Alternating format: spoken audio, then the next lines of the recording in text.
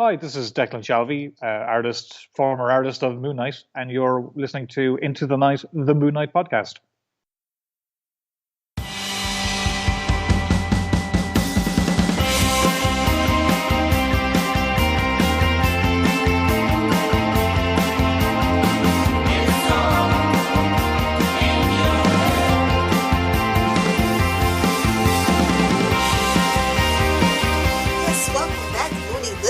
You are listening to Into the Night, the Moon Knight podcast. I am not Ray. I am actually Lilith Hellfire of the Capes and Lunatics podcast. And this week is our annual April co-host swap.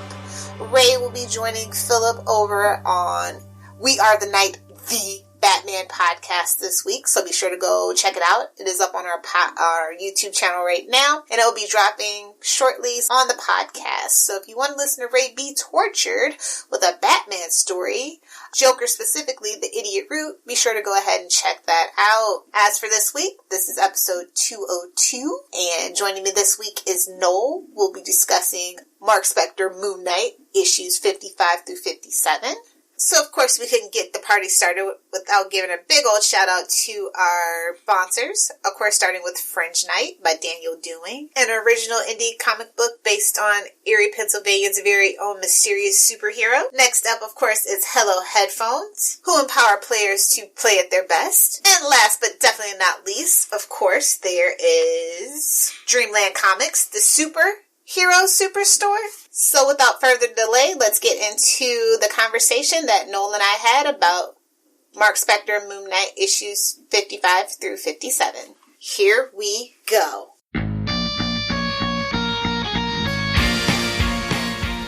Sorry you didn't get Ray this week. He's over there being tortured by Phil, having to read Batman. So it's going to be Lunatic versus Loonies. If you don't know who I am, I'm Lilith from Capes and Lunatics, and it's kind of like, I guess, our traditional April switch-a-host thingy, so poor Knol got stuck with me. No, not at all. Not poor me. Poor Phil. No, poor Ray. Poor both those guys. Ray left us homework. Boo. Mm-hmm. Couldn't let me off the leash that loose. So we are going to be discussing Moon Knight, 55 through 57.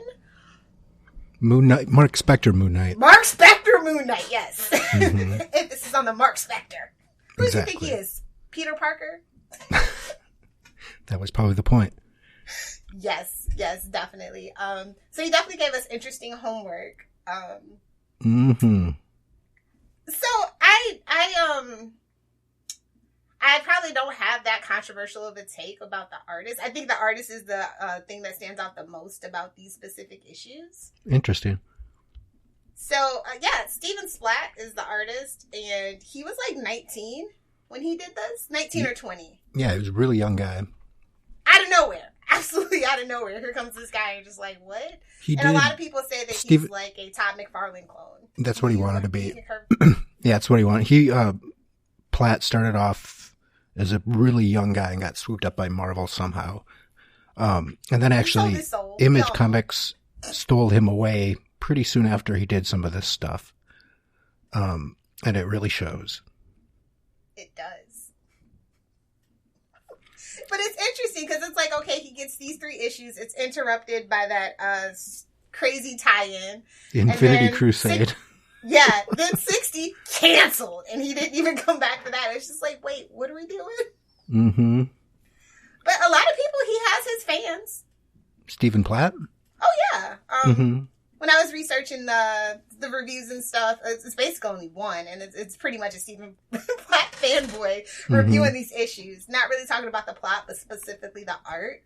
And I am a fan of that Todd McFarlane grotesque, but I also like my line work to be sharp, so. Yeah, I mean, at least Todd McFarlane would stretch anatomy, but this dude, he invented a whole new anatomy. I just want to know, has he seen a woman naked? Mm-hmm. Because it does not feel like it. It's like one of those, it's like that old, like, rock, cartoon movie with like the boobs. I can't think of the name of that movie right now, but like if you're like a Gen Xer, you absolutely know the movie I'm talking about. I am one and I have no idea what you're talking about. Dang it, somebody get Charlie Esther on the phone. But yeah, it's very like acid trippy kind of vibes. Mm-hmm. And you know, had I smoked the doobie, I might have appreciated it a little bit more. But the artist that came before him, it's just such an odd shift and just abruptly, no warning. It's just this. That's the way comics can be. Yeah, but I like the story more than I like the artwork, so that's just a fair warning. Okay, good. Well, you know, let's focus on Marlene, and that's my baby girl. So yeah, mine too. But I was still. Well, we'll get to it. Yeah, I can understand that, but you know, I like how it opens. It's like, yeah, dawn over New York City often reveals far too much. That sums it up. That sums up Marlene's situation, like in a lot of cases. That's She's classic. just brooding. Catch up. She's been swept up in another villain schemes. Yeah, I have not read a lot of Mark Spector Moon Knight. Only choice issues of JMD Mateus did like a few really good issues, and a lot of it is Chuck Dixon, who I can't stand, so I didn't bother. Even though Moon Knight's one of my favorite, Chuck Dixon, I can't hang with that dude, so I just skipped it. So is great. Diving into you this got stuff. That opportunity. Say what? JM's great, so at least you got that opportunity. Oh, of course, yeah. And who's this? Terry Kavanagh wrote these. Yeah. And I like a lot of his work. I just didn't quite get what was going on. It's my bad for not reading before, I guess. I'm not exactly sure if there's an arc and what had happened, or, I mean, what I've heard from Mark Spector Moon Knight, it was a lot of back and forth. And when they get a new writer on, he'd be like, fuck that, I'm doing something different. Yeah, it is. It's very modern comics. Mm-hmm. Well, we're just so used to a writer having at least a run of for a while and then reboot, you know, especially with Moon Knight over the past 10 or more years. So having it just like, okay, you pick up this, I mean, getting to 60 issues is nothing to sneeze at. So at least they got there, but how they got there leave something to be desired. Yeah, I agree. But it is a lot of interesting tidbits, and I kind of feel bad because I was very invested towards the end, and then it just fizzled.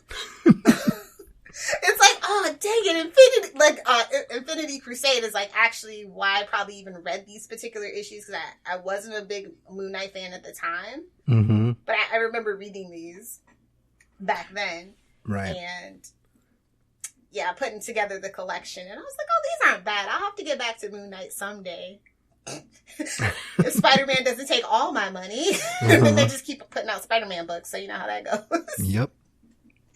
But yeah, no, I like the intrigue of it. Like I said, Marlene, she goes through it, but like she's never a woman in a refrigerator, do you know what I mean? And I appreciate that. They never fridge. Well, generally they don't. That's what I like about the character. Even though she's there, I mean, sometimes just for artists to draw boobs or whatever, but at least they make her tough a lot of the times. Even really early on, some of the issues, like in the Hulk magazine stuff, way back before his first series, she was kicking ass. So yeah, that's why I always like Marlene. Definitely. She gets a little spotlight towards this end, so how can you not like the story at least, is what I say. But Seth, he can go. He can go. He can see his way out. Mm-hmm. He's not a very competent villain, as far as, and most Marvel villains aren't, but boy, is he bad at his job. Yeah, I don't even get what's going on with it. Well, let's dive into it. Why don't you got synopsis. Oh yeah, so I got a synopsis for this one. Before we start going on too many tangents, let's start off and go with 55. So basically, my synopsis is just Marlene-centric. It's like Marlene contemplates her situation and how she got here, dealing with Seth in the Fallon Corp situation, and how she realizes it's basically just a ploy to get back at SPECTOR Corps. So yeah, that's her realization, and we go through it, and she's also wondering how she's going to deal. She wants to deal with Mark on her own terms, and she's wondering how that first confrontation since the situation is going to turn out. So they haven't seen each other for a while, and you know she's got a little bit of a come up, not gonna lie. So she's kind of contemplating it, maybe even savoring it. I don't know. However you want to headcanon that. Mm-hmm. So yeah, so this is basically just Marlene's journey as far as I'm concerned. There's for a Moon Knight comic, in all three of these issues, there's not a ton of him doing it.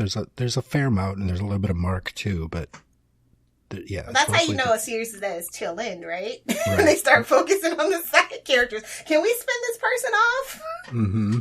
Honestly, that's a telltale sign, so. Yeah, so what did you think? Ooh, 55 is the weakest of the bunch for sure, but it still had a lot of fun. Like it read pretty fast, honestly, and that's all I can ask for is patience. It's all those splash pages.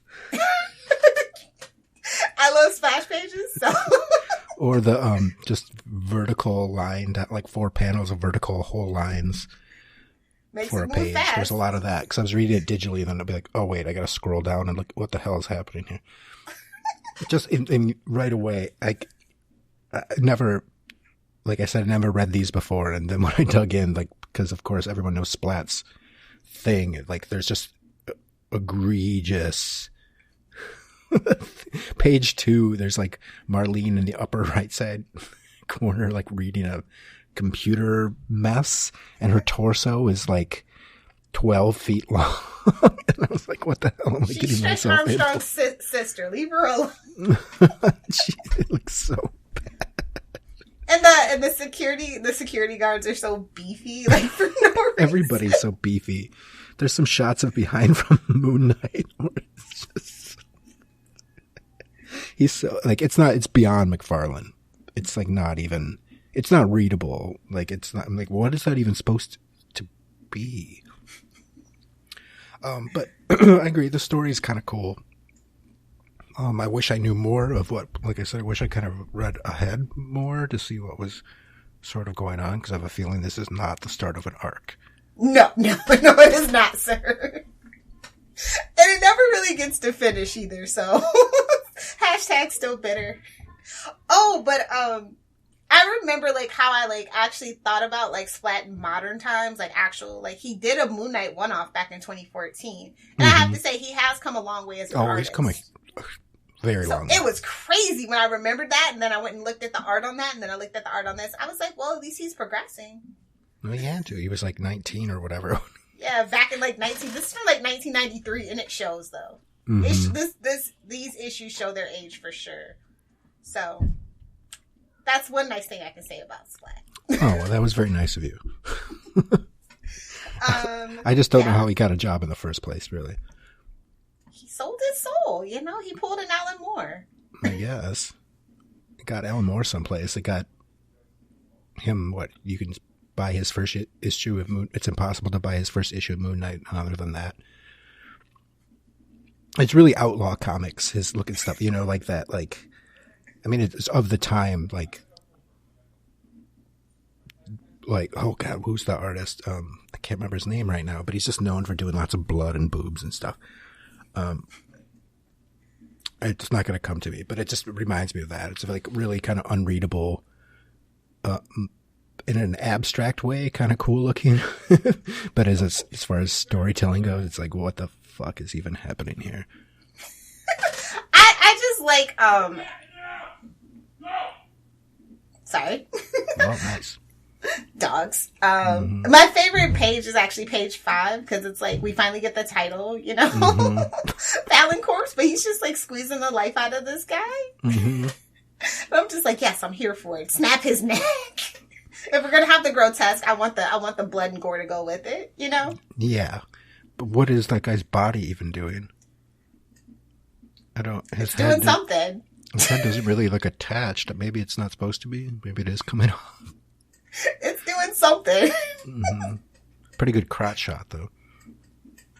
Something he's very much known for, honestly. You know, I'm always surprised they didn't let him draw, like, X-Men. Back when X-Men were kind of, like, not the best.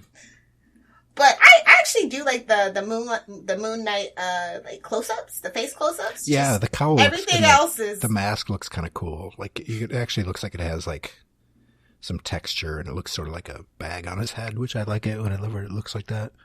Yeah. And that one shot on, like, page 7's not that bad at the bottom panel. Where his cape's blowing in the wind. It's fine. Yeah, I think the smaller his thumbnail is, the better.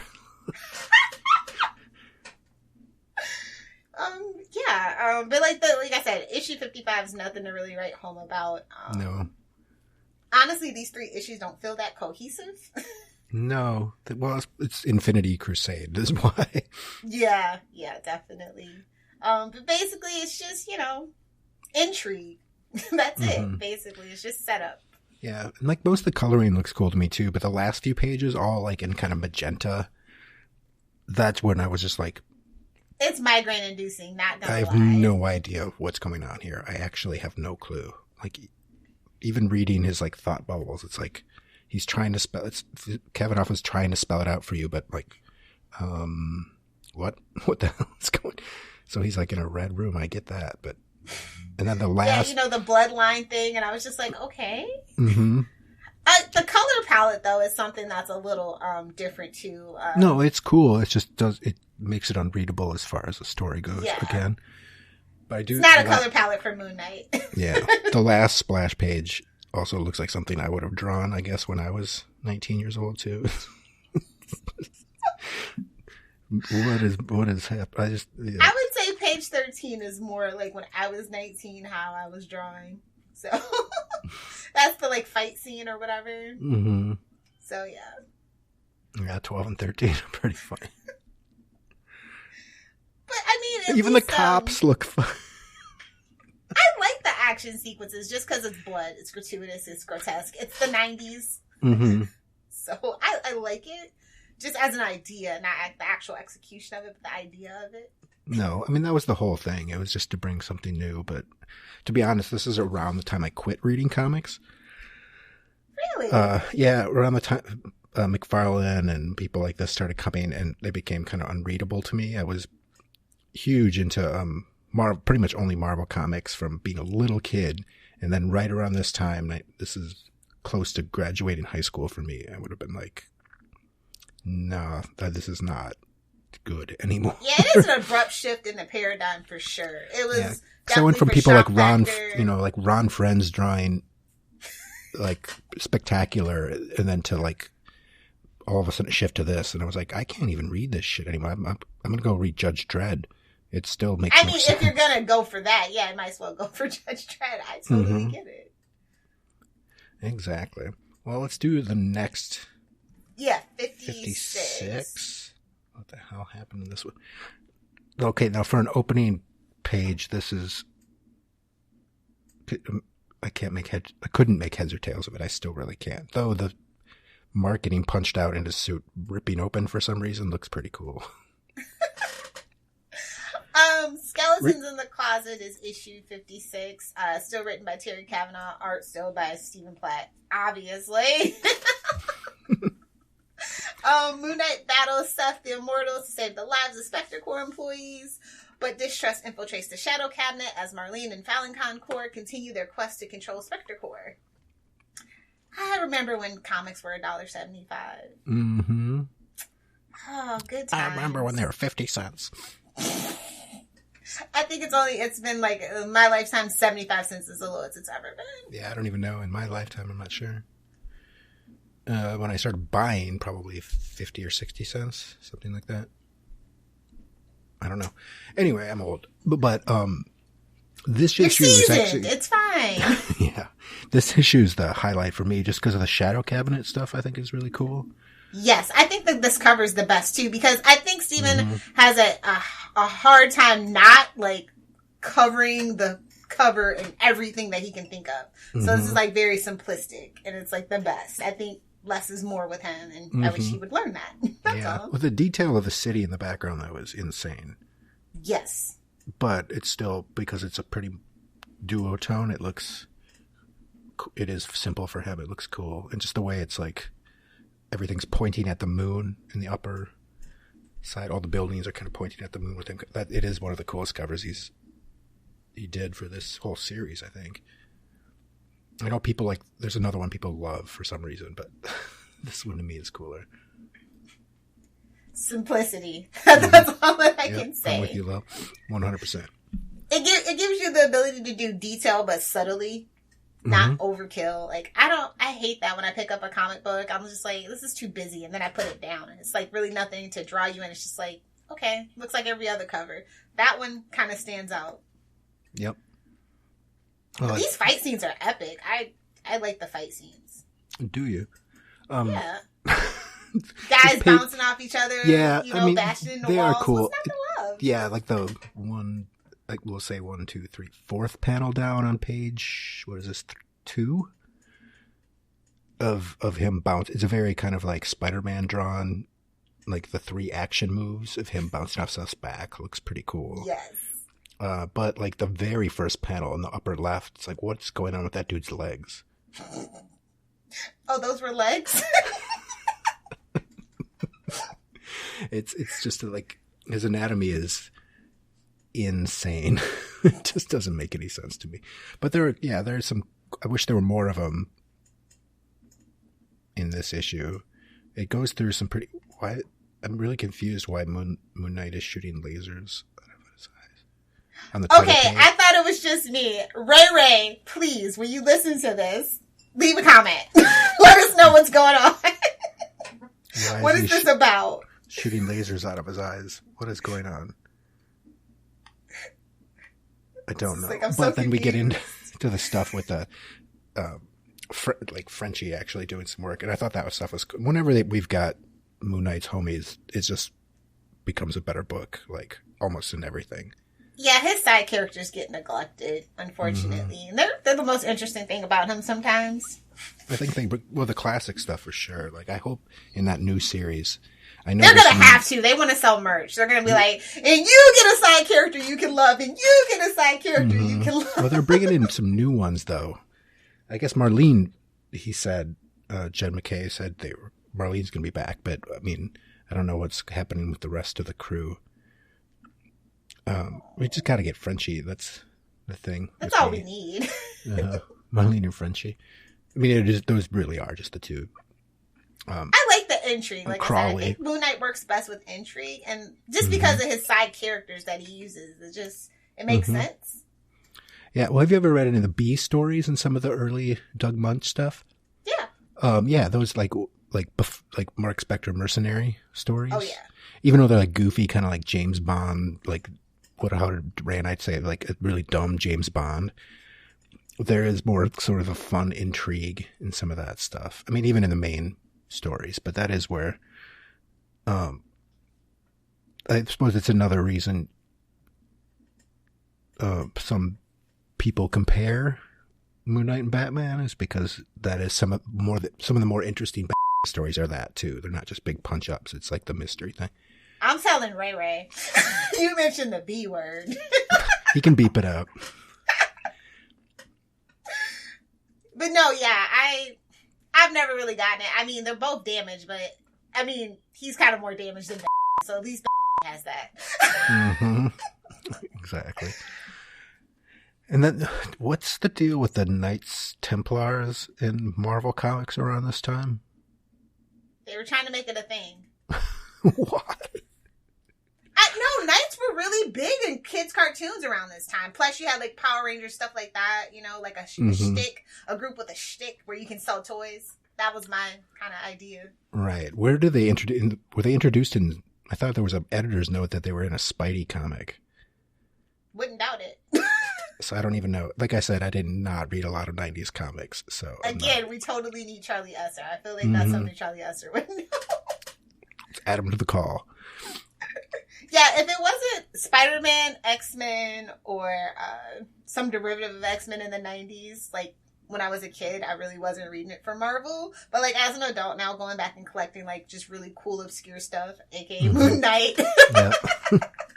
It's pretty cool to go back and see stuff. And yeah, Marvel's had they have tried it with a lot of things. They sure have. Look at you, MC2.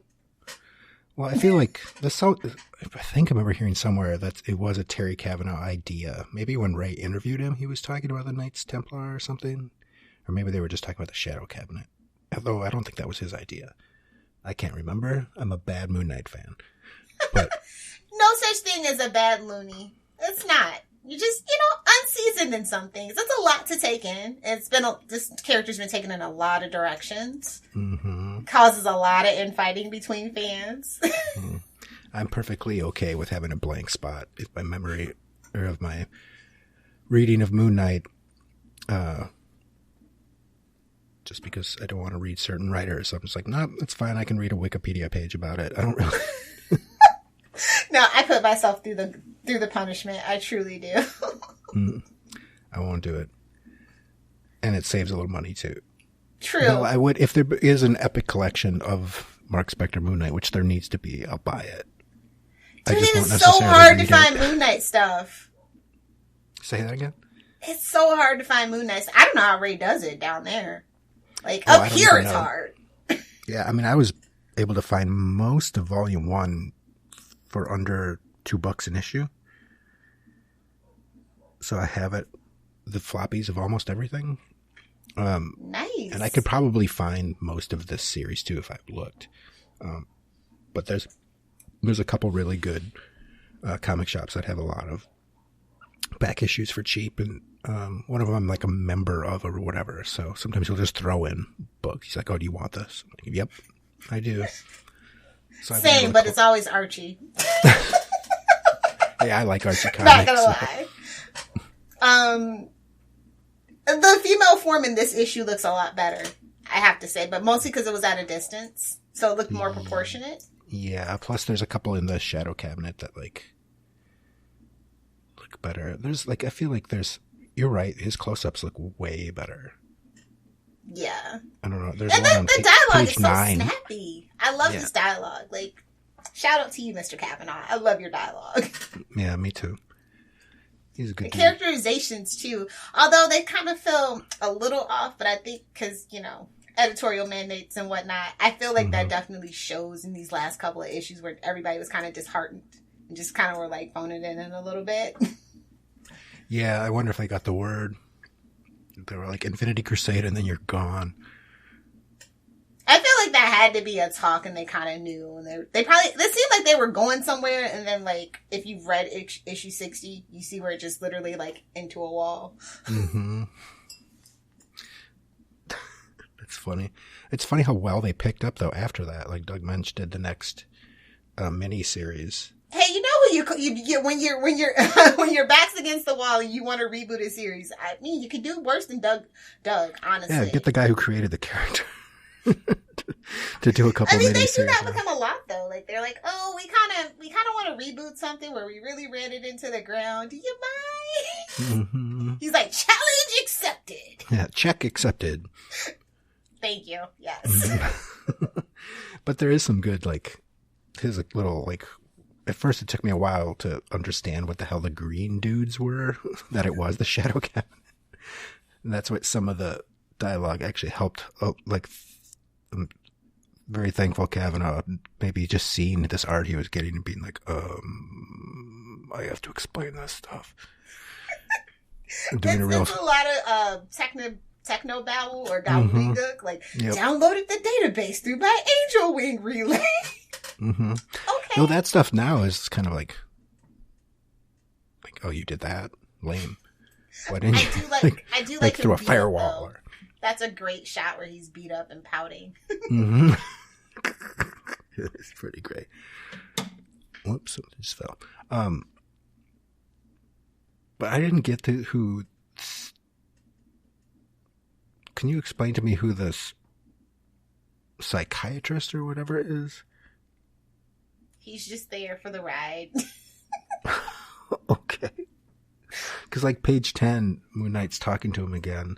And there actually is a really cool close-up of Moon Knight's eyes at the very top of the page. But then he goes into this conversation with the whole Shadow Cabinet. It's cool, but I'm like, who the hell is this dude? Why is he there? I guess I'll never know because I'm never going to read this other stuff. But there's a couple cool pages of conversation. And then they bring up the mutants, the Shadow Cabinet does. And then on page 12, there is another egregious, tall, standing moon with his little pecker sticking out.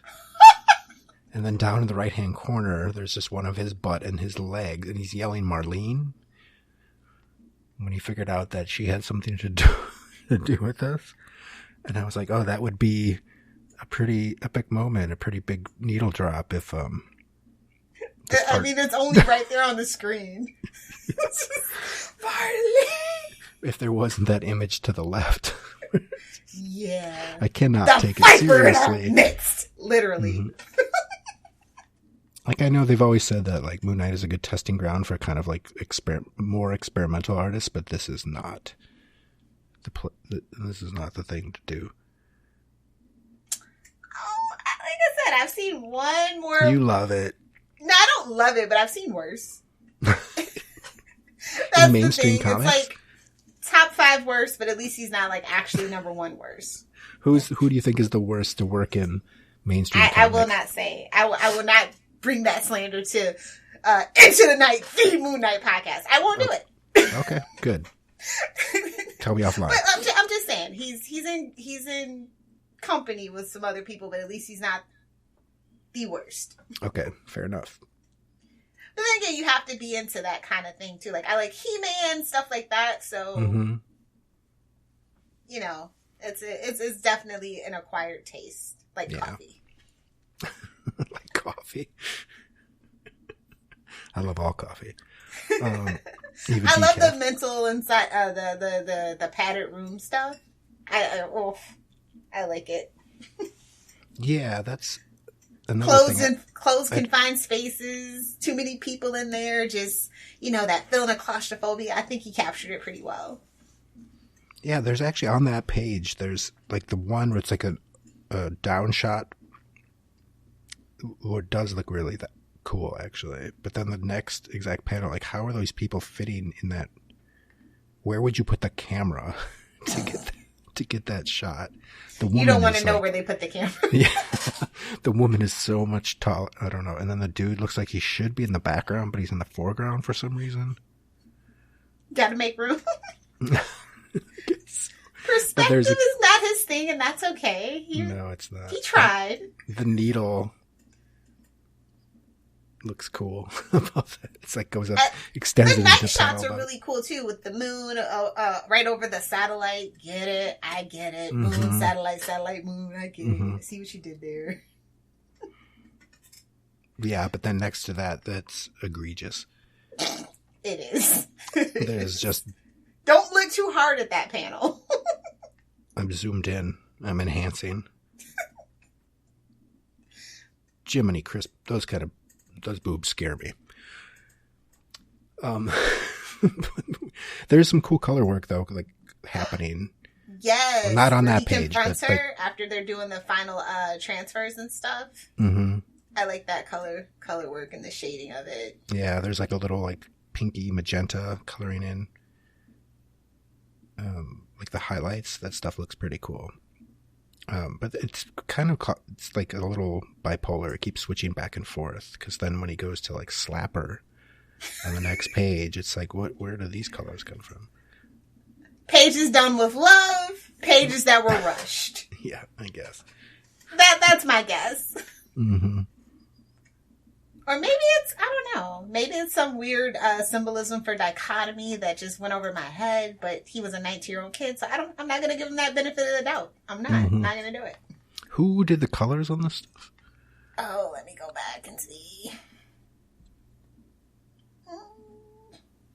I'm trying to find the title page. There it is. Dana Moreshead? Yeah, on this issue, Dana Moreshead. I think it's a different colorist, though, on other.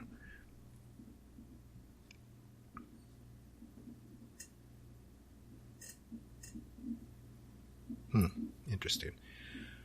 But the kind of like Moon Knight dropping into this situation is kind of a cool setup. This issue's the most chaotic, but I mean that in the best way possible. Yeah, I kind of like that about it too. Yeah, it's just like he's like got Marlene down, and there's just boobs still up above her head for some reason. And just hey, some women pay good money for that in Florida.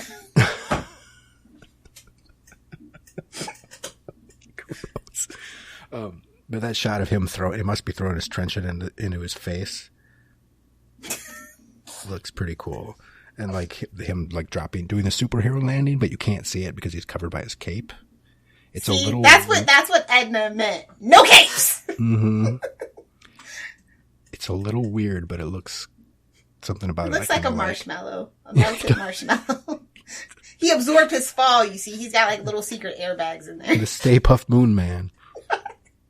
But no, it is pretty cool, and he's being all broody and grumbly. Mm-hmm. And he's got like some double kicks, and it's a cool fight actually. To quote the issue, this is insane. Mm-hmm. But then we get toward the. Oh my god! Then Moon Knight's conversations with Marlene that start to happen. It's like, I mean, it's fine. It's a good kind of wrap up, but like the artwork once again is like, what the heck is going on? I can't. But whenever there's a close up, there's like one of Marlene's face, and I was like, okay, that looks like comics. That looks fine. But like you zoom out, and there's one of Moon Knight standing there. Got to get a butt shot. I guess he thought he was Nightwing. Sorry, Phil. I don't know. Splat draws better Moon Knight butt than Nightwing ever had. Sorry, Phil. Oh, burn. Let's see. Yeah. So it's all like, oh yeah, join me in the Infinity Crusade, the ultimate battle against evil. Oh, stop selling me ads in the middle of my story. Leave it in the editor's note like normal people. Yeah, like where there's just demon drops in on that's maybe the best drawing in the whole book is the last page of that demon. Oh, no. I think the Join Me in the Infinity Crusade is actually the best panel. Because it's an ad. Yeah, maybe. All right, let's move on. Yes, next issue 57. Black Sheep. Still dealing with Steven. Thank goodness Terry's still writing. We got pencils by Steven, inks by Chris Ivy, Alve, and Scott Koblish. The title of this issue, I already said Black Sheep. The synopsis: the goddess sends Moon Knight to stop the intruding Spider-Man from interfering with her plans. Infinity Crusade crossover. No. Really? No, he's trying to do a McFarlane on the cover of this. Is that right? Absolutely channeling his inner McFarlane. Mm-hmm. Of course, he's got like it's all wrong. Like had Spider-Man not been there, this would have been an epic cover. But Spider-Man sells, so that's what we're doing. It would have been epic. What's going on with Moon Knight's crotch? They make cream for that. Yeah, that's what it looks like. It needs some cream. Weird. What a way to end the year, by the way. This is December 93, so it's just like, oh, man. We get this. This is why I quit comics. Actually, Infinity Crusade's not that bad. I'm just going to go ahead and say that. It's not that bad. We've had worse crossovers. No, it's not the worst. I've read in events. I read a big chunk of the main story. There were too many crossovers to this. That was the start of like all crossover, all crossovers all the time. And like Starlin didn't want it, but they were like, everybody else, it's mandate. You got to do it. Ka-ching, ka-ching, ka-ching. Mm-hmm.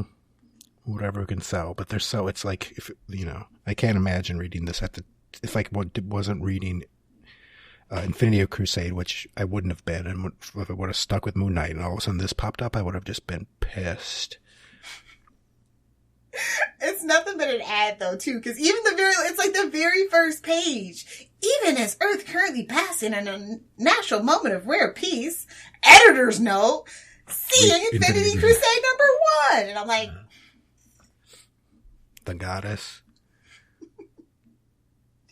I mean, I like Starlin's concepts in the abstract a lot, but I couldn't hang with Infinity Crusade.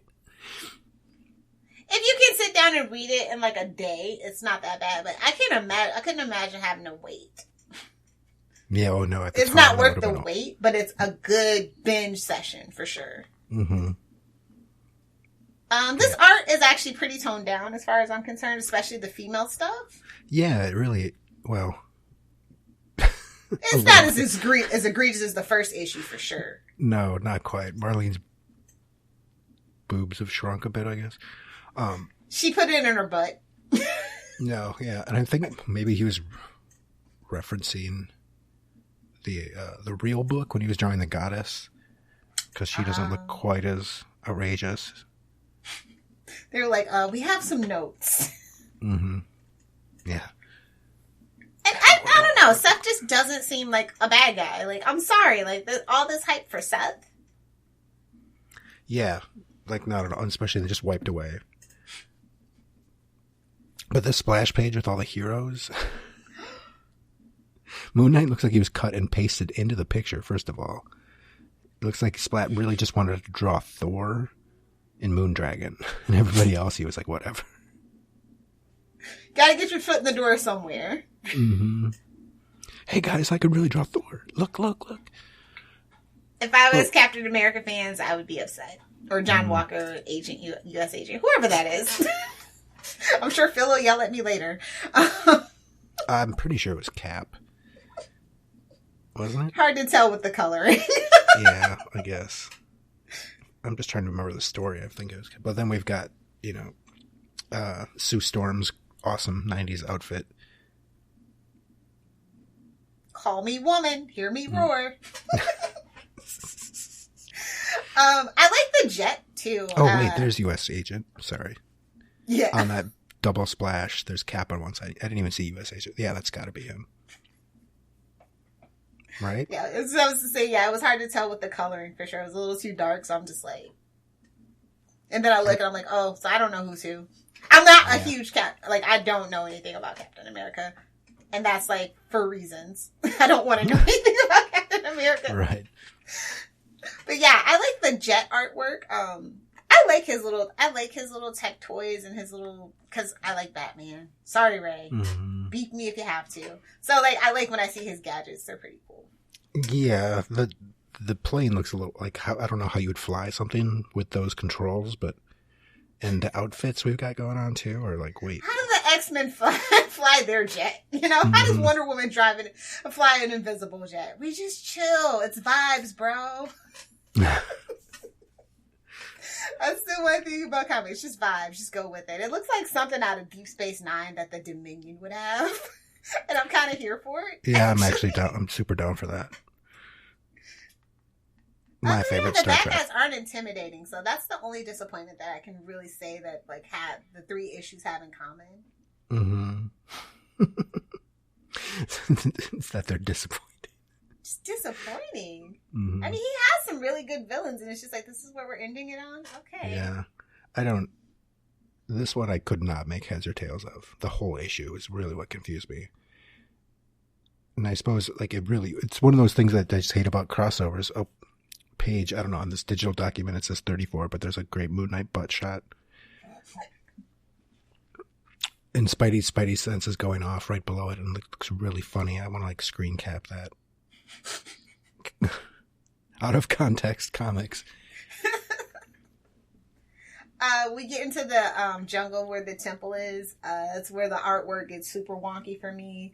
The color goes, the line work goes. It's just a free-for-all for abstract nonsense.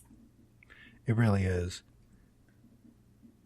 Yeah, I've no idea. And then how he sacrifices that lady with the he puts his hands around her head and she's just like, okay. Okay, and then getting back to Moon Knight and the Goddess, when he's on Paradise Omega and he's having a conversation with himself, I don't know what's happening. All I know is he screams, that's one of those things I thought was the point. It's supposed to be just him having a conversation with himself. Yeah.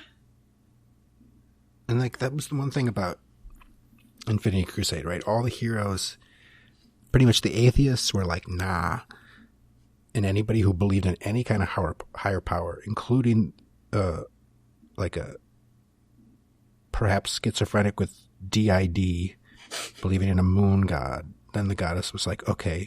So basically saying that if you believe in a higher power, you're insane, and you should come hang out with me, and we'll just fight the rest of these heretics. Is that the kind of the gist of it? Yes. I definitely think they were thumbing their nose and fanning the flames, as, you know, comic book artists and writers do. Mm-hmm. You know, but they're allowed to get away with it because you don't know. It could be satire. It could not be satire. Right. I'm down.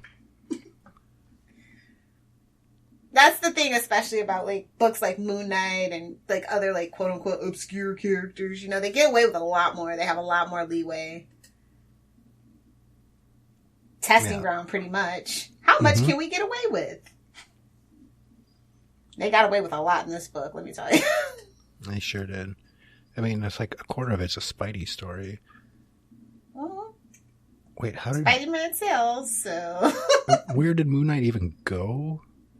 No one cares. Like shooting trenches at Spidey, he just dodges it, and then he's just like, "I'm out. Forget this. Spider-Man's too much for me. I'm out of here." And the next page, he's just. I mean, it's Spider-Man. It's just so funny. It's not like he's like, you know, he shoots webs, bro.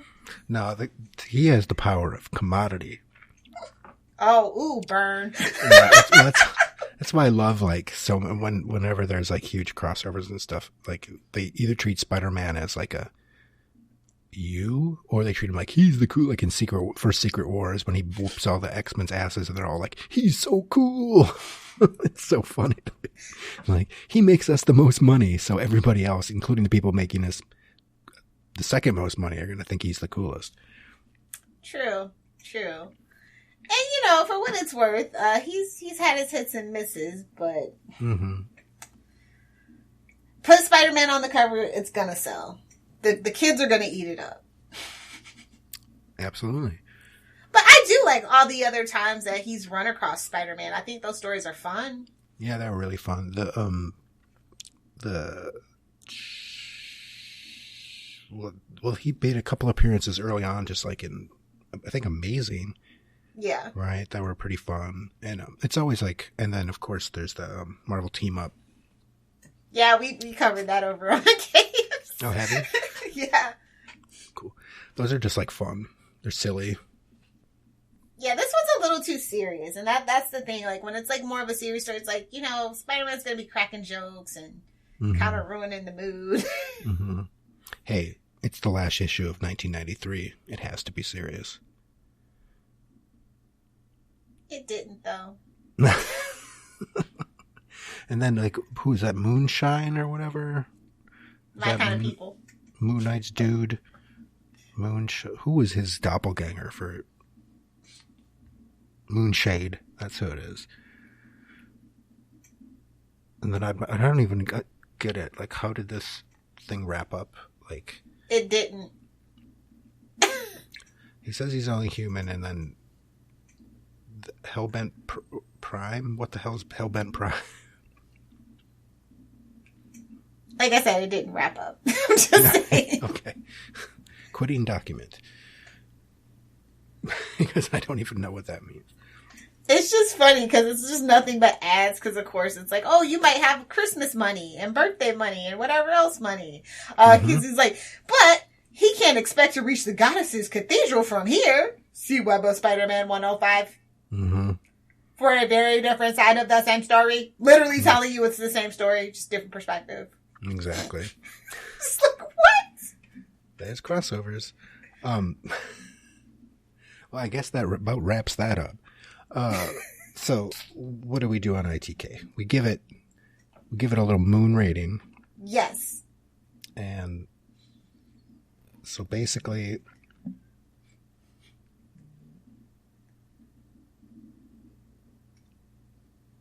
where is the moon rating? I know I have it here somewhere.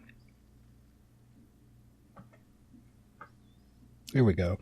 There's like the normal, kind of 1 through 10. Well, actually, 1 through 11. Ray's got it. For the phases of the moon. And then there's KHONSHU's rating system, which everybody picks. Everybody picks. So one of us has to pick one, and one of us has to pick the other. And I will give you the choice of which one you want. Just as this, lumping these three, because we have to, lumping these 3 issues. We've already said the second one is our favorite. But the whole 3, I don't even know if we want to call it an arc, whatever you want to call it. It's not an arc. It's a hodgepodge of stories. It's an anthology. This hodgepodge of stories, how would you rate it, Lilith? Let's see. 2 is so strong that I think it keeps it at a 7.5 for me. Like I said, I don't mind the artwork. I like the grotesqueness of it. I just wish it was more consistent. And I love the story. The story really brings it up too. So the dialogue and the characterization, nobody felt out of character to me. It all made sense. So that, if we're going by the vanilla rating, is a 3/4 moon. Yeah, 3/4 moon. And since I won't be given any halves, I'll take on the other rating system. I found it not as offensive as some of Chuck Dixon's work, but a pretty terrible set of 3 comics. Yeah. I don't know. I mean, to be fair, he's written some non-Moon Knight comics that I'm like, oh damn, that's a good comic. But the art is it kills me. Just going over it with you now, at least I can say that his close-ups look pretty decent. But I found the story to be, and it's not Kavanagh's fault. It's Stephen Platt's fault. The story was so mangled, and it was hard for me to read. Yeah, you can tell they didn't have synergy for sure. That is one thing. So I'm going to give it a DreamWorks logo moon, which is a 3 by KHONSHU's. These are some of the worst Moon Knight comics I've ever read. And I'm really mad that I thought it would be funny that Ray and I were discussing these will make Lilith have feelings. And you're like, not half bad. And I'm the one who had feelings about it. I'm really pissed that I played myself like that. I'm okay with the artwork. I mean, it doesn't work necessarily for Moon Knight, but I like the style of it. I can see what he was going for. Especially when you get towards the end of the series, they wanted what they were going for. This artwork would have definitely worked a little bit better. And he was improving with every issue, at least. Well, he was a kid. And like I said, you look at this from 1993, and then you go to 2014, and the progress is amazing. Mm-hmm. I would highly recommend that one-off Moon Knight one-shot. By the way, if you can find it, from 2014. Mm-hmm. Yeah, I think it'd be worth checking out. It's just to see. It's for the simple fact. But who wrote that? Oh, I forget. Hold on, let me see. I had it up here.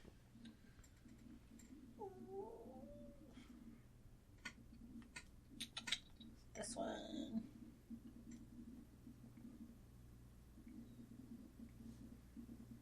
Oh, I didn't put the writer because I didn't care. Fair enough. Let me look. I mean, I would hope he got better. Todd McFarlane got better too, to a certain point, and then he stopped getting any better, and he just became the same. Like I said, I like McFarlane. I like Spawn, so I like that. It just depends on what your story is. Yeah, but when was the last time he drew an issue of Spawn? 300. And then before that, when was the last time he drew? I couldn't tell you, buddy. Well under 100, I'm sure. But yeah, no, it's interesting. I mean, you have to kind of read Infinity Crusade to go with it. My personal opinion. So yeah, and I would not suggest that myself to people to put themselves through that. But if you really want to, there's enough diehard Moonies out there. And the next few issues aren't even drawn by Steven, so yeah, it's fair enough. So you should at least finish the series. 55 through 60. At least do that. Mm-hmm. Yeah, I might.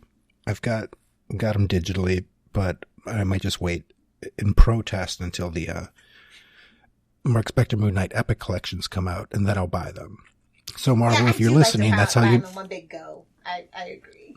Yeah, that's how you can get a sale, Marvel. Put those things out, and then I'll actually read these things. And spend my hard-earned money on some books that fucking Chuck Dixon wrote. His DC stuff is good, so I have no complaints. Yeah, that's the ones I was saying that I didn't mind so much. So on that note, you got anything you want to promote? No, I don't promote anything. I'd like to take this time to thank all you loonies out there listening. Hope you enjoyed this episode. Just want to let you know that if you do like what you hear, you can find more over on Capes and Lunatics with Phil, Charlie, and so many more characters over there on Capes and Lunatics and Capes and Lunatics Sidekicks.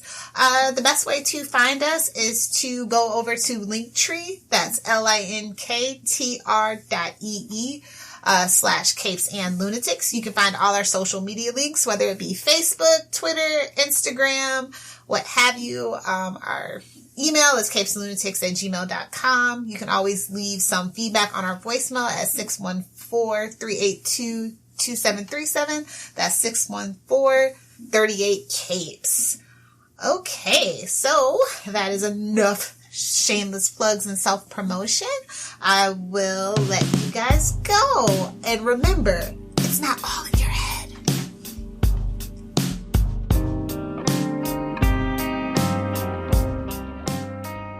Loonies, you can contact us through various social platforms.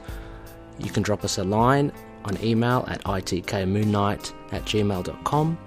We have a Facebook page, facebook.com/itkmoonknight, and a Facebook group, facebook.com/groups/itkmoonknight. We are on Twitter. Our handle is at itkmoonknight, and we're on Instagram, Tumblr, YouTube. Just search for Into the Night, a Moon Knight podcast. We're also on Discord. Just search for the server Into the Night with a K. Please leave an iTunes rating or review if you can. It helps us reach other loonies out there too. Also, if you have any feedback, we also look to improve ourselves and the show. Finally, we're on all good podcast catchers: Apple Podcast, Google Play, Stitcher, Spotify, iHeartRadio, also on Podcoin. Please check us out and share episodes with your friends. Moon Knight and affiliated characters, stories and events are properties of Marvel Characters Incorporated. Materials used and discussed within the podcast are intended for critique and review purposes only under the fair dealing concept of the current Copyright Act. The views, information, or opinions expressed during the podcast are solely those of the individuals involved and do not necessarily represent those of the copyright owners.